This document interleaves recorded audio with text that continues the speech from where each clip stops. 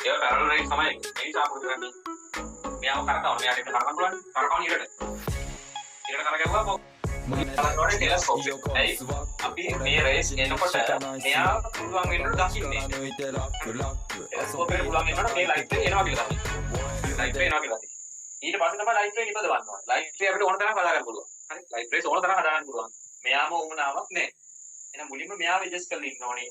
මේක light raise පේන විදිහට. ඕකේ පිළිවෙලටම ලියන්න මුලින්ම ටෙලස්කෝප් එක ඊට පස්සේ තමයි මෙයාව හදාගන්නේ. හරි? මෙයාගේ ලයිට් රේස් මේක එන්න මෙයාව ලයිට් රේස් එනවද කියලා හරියට හදාගන්න ඊට පස්සේ. එහෙනම් ෆස්ට් ස්ටෙප් එක ටෙලස්කෝප් එක ඇඩ්ජස්ට් කරන්න ඕනේ. සෙකන්ඩ් මෙතඩ් එක මොකද්ද? කොලිමීටර් එක ඇඩ්ජස්ට් කරන්න. තර්ඩ් වන් ලිසන් ටේබල් එක ඇඩ්ජස්ට් කරනවා අවසානයේදී.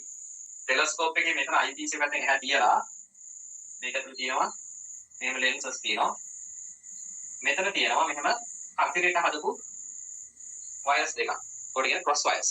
ඔහොම මේ වගේ දැකලා තියෙන ස්නයිපර් එක දැකලා තියෙනවා. ස්නයිපර් ගේම් වලින් උදාහරණයක් අතරේ තියෙන. අන්න ඒ වගේ එකක් තියෙන මේක ඇතුළේ. ඒකට හේතුව අර අපි මොකක් හරි පොයින්ට් එකක් හරියට අල්ලගන්න. ඒ කියන්නේ නිකන් මෙහෙම දැක්කාම මොකක් හරි එකකින් ඒක හරියට ඉලක්කමක් කියලා බෑනේ. මේක මේ රෙජිස්ටර් කරගන්න. දැන් පොයින්ට් එකක් දීලා තියෙනවා. මේ පොයින්ට් එකට තමයි බලනවා. හරි. ඊට පස්සේ අපි කරන්නේ මේක හදලා ඉවරනා මේ පැත්තේ මෙතන තියෙන ලෙන්ස් එක ක්‍රොස් වයර්ස් ගාව තියෙන ලෙන්ස් එක අපි ඇඩ්ජස්ට් කරනවා. කොහෙන්ද මේ පැත්තෙන් පැරලල් ලයිට් රේස් මේ පැත්තට එන විදිහට. ඇඩ්ජස්ට් කරගන්න මෙතනට සෙට් වෙන විදිහට. හරි. ඒකට හේතුව මෙයාගෙන් එන්නේ හැමතිස්සෙම පැරලල් ලයිට් රේස්.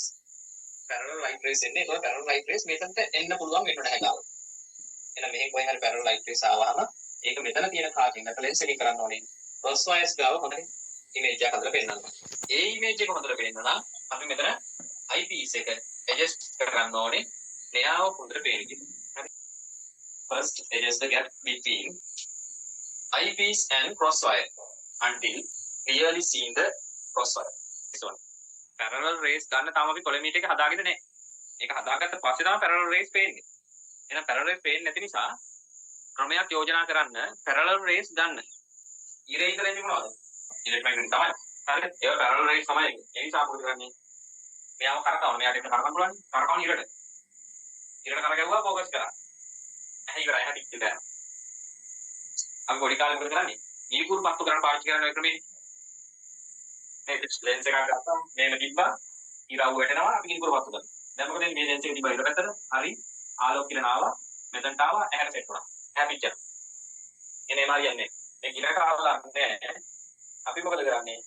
ඉන්ෆිනිටි තියෙන මොකද ඔබ්ජෙක්ට් එකකට අල්ලනවා.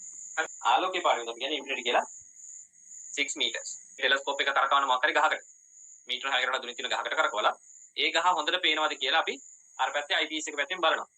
පේන්නේ නැත්තම් මොකද වෙලා නම් පේන්නේ අපි එහා පැත්තේ lens එක adjust කරනවා. හොඳ image එකක් cross wires ගාව හැදෙනකම්. cross wires ගාව හොඳට හැදුනොත් image එක. දැන් අපි eyepiece එක හදලා තියෙන්නේ කොහමද? cross wires හොඳට පේන විදිහට. එහෙනම් එතන හැදෙන image එකක් දැන් හොඳට පේනවා. කොහොමද තමයි ටෙලස්කෝප් එක හදලා ඉවර කරන්නේ. Next, point the telescope to a distant object at infinity.